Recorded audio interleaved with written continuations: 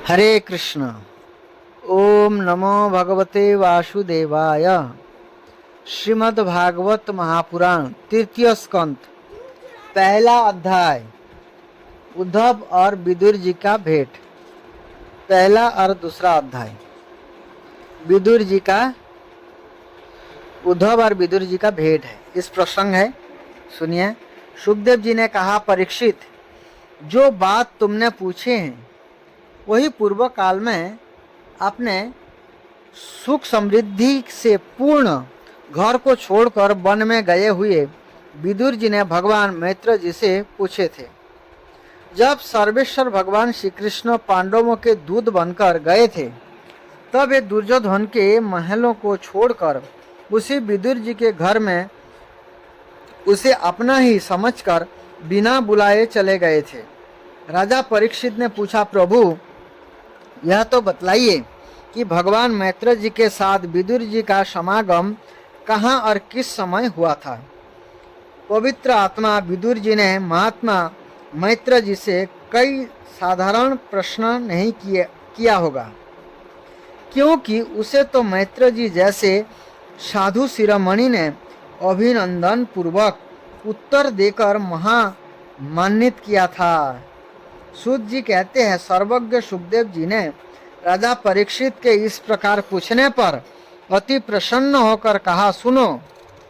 श्री सुखदेव जी कहने लगे, परीक्षित, यह उन दिनों की बात है जब अंधे राजा धृतराष्ट्र ने अन्यायपूर्वक अपने दुष्ट पुत्रों का पालन पोषण करते हुए अपने छोटे भाई पांडवों के अनाथ बालकों को लक्षा भवन में भेजकर आग लगवा दी। तब उनकी पुत्र वधू और महाराज युधिष्ठिर की पटरानी द्रौपदी के केस दुशासन ने भरी सभा में खींचे। उस समय द्रौपदी की आंखों से आंसुओं की धारा बह चली और उस प्रवाह से उसके वक्षस्थल पर लगा हुआ केसर भी बह चला, किंतु धृतराष्ट्र ने अपने पुत्र को उस कुकर्मों से नहीं रोका। दुर्योधन ने सत्यपरायण और भोले भाल युधिष्ठिर का राज्य जुए में अनायास से जीत लिया और उन्हें वन में निकाल दिया, किंतु वन से लौटने पर प्रतिज्ञा अनुसार जब उन्होंने अपना न्यायोचित पैतृक भाग मांगा, तब भी मोहवश उन्होंने उन अजात शत्रु युधिष्ठिर को उनका हिस्सा नहीं दिया। महाराज युधिष्ठिर के भेजने पर जब जगत गुरु भगवान श्री कृष्ण ने कौरवों की सभा में हित भरे सुमधुर वचन कहे, जो भीष्म आदि सज्जनों को अमृत से लगे, पर कुरुराज ने उनके कथनों को कुछ भी आदर नहीं दिया। देते कैसे, उनके तो सारे पुण्य नष्ट हो चुके थे। फिर जब सलाह के लिए विदुर जी को बुलाया गया, तब मंत्रियों में श्रेष्ठ विदुर जी ने राज्य भवन में जाकर बड़े भाई धृतराष्ट्र के पूछने पर उन्हें यह सम्मति दी, जैसे नीति शास्त्र के जानने वाले पुरुष विदुर नीति कहते हैं। उन्होंने कहा, महाराज, आप अजात शत्रु महात्मा युधिष्ठिर को उनका हिस्सा दे दीजिए। ये आपके ना सहने योग्य अपराध को भी सह रहे हैं। भीम रूप काले नाक से तो आप भी बहुत डरते हैं। देखिए, वह अपने छोटे भाइयों के सहित बदला लेने के लिए बड़े क्रोध से फुफकारे मार रहे हैं। आपको पता नहीं, भगवान श्री कृष्ण पांडवों को अपना लिया है। भगवान श्री कृष्ण ने पांडवों को अपना लिया है। ये जोधवीरों के आराध्य देव इस समय अपनी राजधानी द्वारकापुरी में विराजमान है। उन्होंने पृथ्वी के सभी बड़े बड़े राजाओं को अपने अधीन कर लिया है, तथा ब्राह्मण और देवता भी उन्हीं के पक्ष में है। जिसे आप पुत्र मानकर पाल रहे हैं तथा जिसकी हाँ में हाँ मिलाते जा रहे हैं, उस दुर्योधन के रूप में तो मूर्तिमान दोष ही आपके घर में घुसा बैठा है। यह तो साक्षात भगवान श्री कृष्ण से देश करने वाला है। इसी के कारण आप भगवान श्री कृष्ण से विमुख होकर श्रीहीन हो रहे हैं। अतएव यदि आप अपने कुल की कुशल चाहते हैं तो इस दुष्ट को तुरंत ही त्याग दीजिए। विदुर जी का ऐसा सुंदर स्वभाव था कि साधुजन भी उसे प्राप्त करने की इच्छा करते थे, किंतु उनकी यह बात सुनते ही कर्ण, दुशासन और शकुनी के शहीद दुर्योधन के होठ अत्यंत क्रोध से फड़कने लगे और उसने उनका तिरस्कार करते हुए कहा, अरे इस कुटिल दासी पुत्र को यहाँ किसने बुलाया है? यह जिनके टुकड़े खा खा कर जीता है, उन्हीं के प्रतिकूल होकर शत्रु का काम बनाना चाहता है। इसके प्राण तो मत लो, परंतु इसे हमारे नगर से तुरंत बाहर निकाल दो। भाइयों के सामने ही कानों में बाण के समान लगने वाले इन अत्यंत कठोर वचन से मर्माहत होकर भी विदुर जी ने कुछ बुरा ना माना और भगवान की माया को प्रबल समझकर अपना धनुष राजद्वार पर रख के ये हस्तिनापुर से चल दिए। कौरवों को विदुर जैसे महात्मा बड़े पुण्य से प्राप्त हुए थे। ये हस्तिनापुर से चलकर पुण्य करने की इच्छा से भूमंडल में तीर्थपात भगवान के क्षेत्र में विचरने लगे, जहाँ श्रीहरि, ब्रह्मा, रुद्र, अत्यंत आदि अनेकों मूर्तियों के रूप में विराजमान है। जहाँ जहाँ भगवान की प्रतिमाओं से सुशोभित तीर्थस्थान, नगर, पवित्र वन, पर्वत, निकुंज और निर्मल जल से भरे हुए नदी, सरोवर आदि थे, उन सभी स्थानों में ये अकेला ही विचरते रहे। ये अवधूत वेश में स्वच्छंदता पूर्वक पृथ्वी पर विचरते थे, जिससे आत्मीय जन उन्हें पहचान ना सके। ये शरीर को सजाते ना थे, पवित्र और साधारण भोजन करते, शुद्ध वृत्ति से जीवन निर्वाह करते, प्रत्येक तीर्थ में स्नान करते, जमीन पर सोते और भगवान को प्रसन्न करने वाले व्रतों का पालन करते रहते थे। इसी प्रकार भारतवर्ष में ही विचरते विचरते जब तक ये प्रभास क्षेत्र में पहुँचे, तब तक भगवान श्री कृष्ण की सहायता से महाराज युधिष्ठिर पृथ्वी का एक छत्र अखंड राज्य करने लगे थे। यहाँ उन्होंने अपने कौरव बंधुओं के विनाश का समाचार सुना, जो आपस की कलह के कारण परस्पर लड़ भिड़कर उसी प्रकार नष्ट हो गए थे, जैसे अपने ही रगड़ से उत्पन्न हुई आग से मांसों का सारा जंगल जलकर खाक हो जाते हैं। यह सुनकर ये शोक करते हुए चुपचाप सरस्वती के तीर पर आए। वहाँ उन्होंने त्रित, उष्णा, मनु, पृथु, अग्नि, असित, वायु, सुदास, गौ, गुह और श्राद्ध देवताओं के नामों से प्रसिद्ध 11 तीर्थों का सेवन किया। इनके सिवा पृथ्वी में ब्राह्मण और देवताओं के स्थापित किए हुए जो भगवान विष्णु के और भी अनेकों मंदिर थे, जिनके शिखरों पर भगवान ने प्रधान आयुध चक्र के चिन्ह थे और जिनके दर्शन मात्र से श्री कृष्ण का स्मरण हो आता था, उनका भी सेवन किया। वहाँ से चलकर ये धन धान्यपूर्ण सौराष्ट्र, सौबरी, मत्स्य और कुरुजंगल आदि देशों में होते हुए जब कुछ दिनों में जमुना तट पर पहुँचे, तब वहाँ उन्होंने परम भागवत उद्धव जी का दर्शन किया। ये भगवान श्री कृष्ण के प्रख्यात सेवक और अत्यंत शांत स्वभाव थे। ये पहले बृहस्पति जी के शिष्य रह चुके थे। विदुर जी ने उन्हें देखकर प्रेम से गाढ़ आलिंगन किया और उनसे अपने आराध्य भगवान श्री कृष्ण और उनके आश्रित अपने स्वजनों का कुशल समाचार पूछा। विदुर जी कहने लगे, उद्धव जी, पुराण पुरुष बलराम जी और श्री कृष्ण ने अपने ही नाभि कमल से उत्पन्न हुए ब्रह्मा जी की प्रार्थना से इस जगत में अवतार लिया है। ये पृथ्वी का भार उतारकर सबको आनंद देते हुए आप श्री वासुदेव जी के घर कुशल से रह रहे है ना प्रियवर। हम कुरुवंशियों के परम सुहित और पूज्य वासुदेव जी, जो पिता के समान आदर पूर्वक अपनी कुंती आदि बहनों को उनके स्वामियों का संतोष कराते हुए उनकी सभी मनचाही वस्तुएं देते आए हैं, आनंद पूर्वक है ना। प्यारे उद्धव जी, यादवों के सेनापति बीरबर प्रद्युम्न जी तो प्रसन्न है ना, जो पूर्व जन्म में कामदेव थे तथा जिन्हें देवी रुक्मिणी जी ने ब्राह्मण की आराधना करके भगवान से प्राप्त किया था। सतत, वृष्णि, भोज और दशाहवंशी यादवों के अधिपति महाराज अग्रसेन तो सुख से है ना। उन्होंने राज्य पाने की आशा का सर्वथा परित्याग कर दिया था, किंतु कमल नयन भगवान श्री कृष्ण ने उन्हें फिर से राज्य सिंहासन पर बैठाया।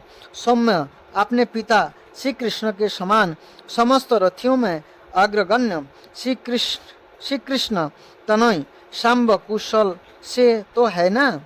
ये पहले पार्वती जी के द्वारा गर्भ में धारण किए हुए स्वामी कार्तिक है। अनेकों व्रत करके जाम्बवती ने इन्हें जन्म दिया था, जिन्होंने अर्जुन से रहस्य युक्त धनुर्विद्या की शिक्षा पाई है।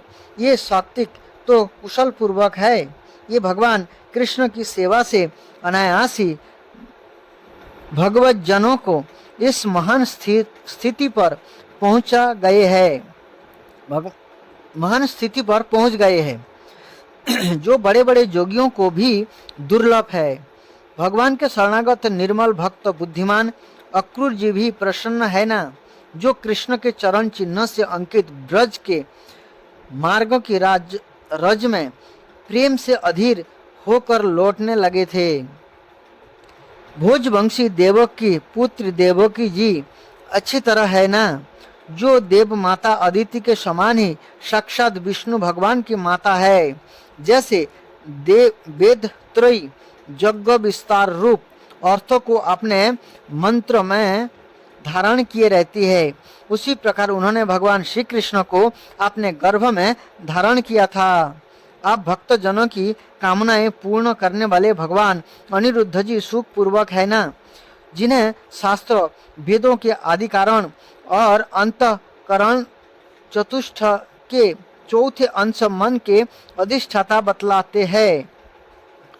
सौम्य स्वभाव उद्धव जी, आपने हृदयेश्वर भगवान श्री कृष्ण का अनन्य भाव से अनुसरण करने वाले जो हृदय सत्यभामानंदन चारुदेशन और गद आदि अन्य भगवान के पुत्र है, ये सब भी कुशलता पूर्वक है ना।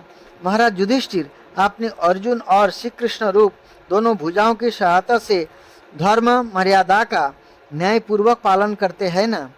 मैं दानव की बनाई हुई सभा में इनके राज्य वैभव और दबदबा को देखकर दुर्योधन को बड़ा डाह हुआ था।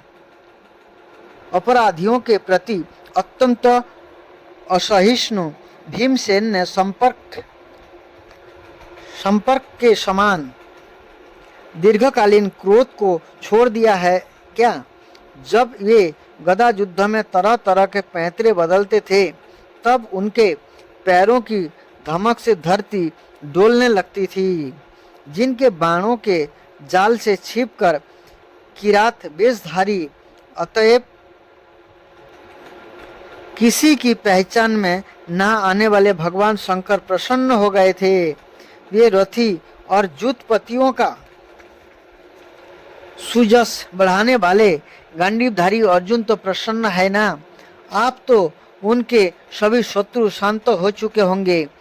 पलक जिस प्रकार नेत्र की रक्षा करते हैं, उसी प्रकार कुंती के पुत्र युधिष्ठिर आदि जिनकी सर्वदा संभाल रखते हैं, और कुंती ने ही जिनका लालन पालन किया है, ये माद्री के जमज पुत्र नकुल सहदेव कुशल से है तो है ना। उन्होंने युद्ध में शत्रु से अपना राज्य उसी प्रकार छीन लिया जैसे दो गरुड़ इंद्र के मुख से अमृत निकाल लाए। वो बेचारी कुंती तो राजर्षि श्रेष्ठ पांडु के वियोग में मृत प्राय सी होकर भी इन बालकों के लिए ही प्राण धारण किए हुए है। रथियों में श्रेष्ठ महाराज पांडु ऐसे अनुपम वीर थे कि उन्होंने केवल एक धनुष लेकर ही अकेले चारों दिशाओं को जीत लिया था।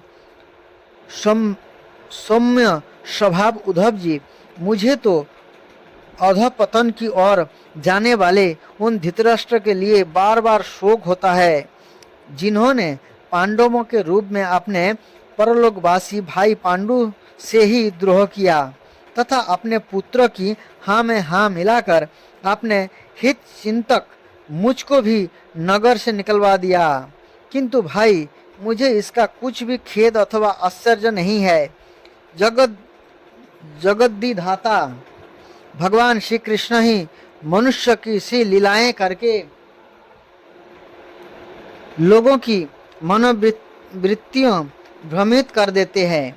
मैं तो उन्हीं की कृपा से उनकी महिमा को देखता हुआ दूसरे की दृष्टि से दूर रहकर सानंद विचर रहा हूँ। यद्यपि कौरवों ने उनके बहुत से अपराध किए, फिर भी भगवान ने उनकी इसीलिए उपेक्षा कर दी थी कि वे उनके साथ उन दुष्ट राजाओं को भी मारकर अपने शरणागतों का दुख दूर करना चाहते थे, जो धन, विधा और जाति के मत से अंधे होकर कुमार्गगामी हो रहे थे और बार बार अपनी सेनाओं से पृथ्वी को कंपा रहे थे। उद्धव जी, भगवान श्री कृष्ण जन्म और कर्म से रहित है, फिर भी दुष्टों का नाश करने के लिए और लोगों को अपनी ओर आकर्षित करने के लिए उनके दिव्य जन्म कर्म हुआ करते हैं। नहीं तो भगवान की तो बात ही क्या, दूसरे जो लोग गुणों से पार हो गए हैं, उनमें भी ऐसा कौन है जो इस कर्माधीन देह के बंधन में पड़ना चाहेगा। अतः मित्र, उन्होंने अजन्म होकर भी अपनी शरण में आए हुए समस्त लोकपाल और आज्ञाकारी भक्तों का प्रिय करने के लिए जदुकुल में जन्म लिया है। उन पवित्र कीर्ति श्री हरि की बातें सुनाओ। दूसरा अध्याय, उद्धव जी द्वारा भगवान की बाल लीलाओं का वर्णन। श्री सुखदेव जी कहते हैं, जब विदुर जी ने परम भक्त उद्धव जी से इस प्रकार उनके प्रियतम श्री कृष्ण से संबंध रखने वाली बातें पूछी, तब उन्हें अपने स्वामी का स्मरण हो आया और ये हृदय भर उन आने के कारण कुछ भी उत्तर न दे सके। जब ये 5 वर्ष के थे, तब बालक की तरह खेल खेल में ही श्री कृष्ण की मूर्ति बनाकर उसकी सेवा पूजा में ऐसे तन्मय हो जाते थे कि कलेबे के लिए, अर्थात सुबह का जो खाना होता है ब्रेकफास्ट, कलेबे बोलते हैं, माता के बुलाने पर भी उसे छोड़कर नहीं जाना चाहते थे। आप तो दीर्घ काल से उन्हीं की सेवा में रहते रहते ये बूढ़े हो चले थे। अतः विदुर जी के पूछने से उन्हें अपने प्यारे प्रभु के चरण कमलों का स्मरण हो आया। उनका चित्त विरह से व्याकुल हो गया, फिर वे कैसे उत्तर दे सकते थे। उद्धव जी श्री कृष्ण के चरणारविंद मकरांद सुधा से सराबर होकर 2 घड़ी तक कुछ भी नहीं बोल सके। तीव्र भक्ति जोग से उसमें डूबकर वे आनंद मग्न हो गए। उनके सारे शरीर में रोमांच हो आया तथा मूंदे हुए नेत्र से प्रेम के आंसुओं की धारा बहने लगी। उद्धव जी को इस प्रकार प्रेम प्रवाह में डूबे हुए देखकर विदुर जी ने उन्हें कृतकृत्य माना। कुछ समय बाद जब उद्धव जी भगवान के प्रेम धाम से उतरकर पुनः धीरे धीरे संसार में आए, तब अपने नेत्र को पोंछकर भगवत लीलाओं का स्मरण हो आने से विस्मित हो विदुर जी से इस प्रकार कहने लगे। उद्धव जी बोले, विदुर जी, श्री कृष्ण रूप सूर्य के छिप जाने से हमारे घरों को काल रूप अजगर ने खा डाला है। ये श्रीहीन हो गए हैं। अब मैं उनकी क्या कुशल सुनाऊं। ओह, यह मनुष्य लोक बड़ा ही अभागा है। इसमें भी यादव तो नितांत भाग्यहीन है, जिन्होंने निरंतर श्री कृष्ण के साथ रहते हुए भी उन्हें नहीं पहचाना। जिस तरह अमृतमय चंद्रमा के समुद्र में रहते समय मछलियां उन्हें नहीं पहचान सकी थी। यादव लोग मन में भाव को तोड़ने वाले, बड़े समझदार और भगवान के साथ एक ही स्थान में रहकर क्रीड़ा करने वाले थे। तो भी उन सब ने समस्त विश्व के आश्रय सर्व अंतर्जामी श्री कृष्ण को एक श्रेष्ठ यादव ही समझा। किंतु भगवान की माया से मोहित इन यादवों और इनसे व्यर्थों का बैर ठानने वाले शिशुपाल आदि के अवहेलना और निंदा सूचक वाक्यों से भगवत प्राण महानुभावों की बुद्धि भ्रम में नहीं पड़ती थी। जिन्होंने कभी तप नहीं किया, उन लोगों को भी इतने दिनों तक दर्शन होकर अब उनकी दर्शन लालसा को तृप्त किए बिना ही ये भगवान श्री कृष्ण अपने त्रिभुवन मोहन शिव विग्रह को छिपाकर अंतर्धन हो गए हैं। और इस प्रकार उन्होंने मानो अनेक नेत्र को ही छीन लिया है। भगवान ने अपनी जोग माया का प्रभाव दिखाने के लिए मानव लीलाओं के योग्य जो दिव्य शिव विग्रह प्रकट किया था, वह इतना सुंदर था कि उसे देखकर सारा जगत तो मोहित हो ही जाता था। वे स्वयं भी विस्मित हो जाते थे। सौभाग्य और सुंदरता की पराकाष्ठा थी उस रूप में। उससे आभूषण, अंगों के गहने भी विभूषित हो जाते थे। धर्मराज युधिष्ठिर के राष्ट्रीय यज्ञ में जब भगवान ने उस नयनाभिराम स्वरूप रूप पर लोगों की दृष्टि पड़ी थी, तब त्रिलोकी ने वही माना था कि मानव सृष्टि की रचना में विधाता की जितनी चतुराई है, सब इसी रूप में पूरी हो गई है। उनके प्रेम पूर्ण हास्य, विनोद और लीलामय चितवन से सम्मानित होने पर ब्रज बालाओं की आंखें उन्हीं की ओर लग जाती थी और उनका चित्त भी ऐसा तल्लीन हो जाता था कि ये घर के काम धंधे को अधूरा ही छोड़कर जड़ पुतलियों की तरह खड़ी रह जाती थी। चराचर जगत और प्रकृति के स्वामी भगवान ने जब अपने शांत रूप महात्माओं को अपने ही घोर रूप असुरों से सताए जाते देखा, तो वे करुण भाव से द्रवित हो गए और अजन्मा होने पर भी अपने अंश बलराम जी के साथ काष्ठों में अग्नि के समान प्रकट हुए। अजन्मा होकर भी वासुदेव जी के यहाँ जन्म लेने की लीला करना, सबको अभय देने वाले होने पर भी मानो कंस के भय से ब्रज में जाकर छिप रहना और अनंत पराक्रमी होने पर भी काल जबन के सामने मथुरापुरी को छोड़कर भाग जाना, भगवान की लीलाएं याद आकर मुझे बेचैन कर डालती है।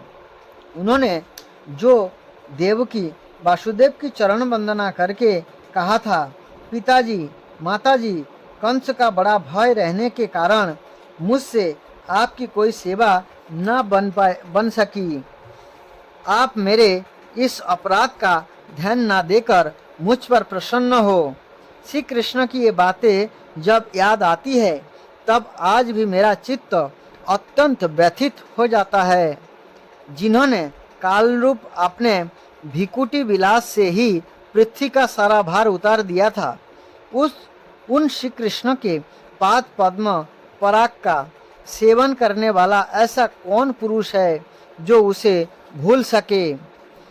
आप लोगों ने राष्ट्रीय यज्ञ में प्रत्यक्ष ही देखा था कि श्री कृष्ण से द्वेष करने वाले शिशुपाल को वह सिद्धि मिल गई जिसकी बड़े बड़े जोगी भली भांति योग साधना करके स्पृहा करते रहते हैं।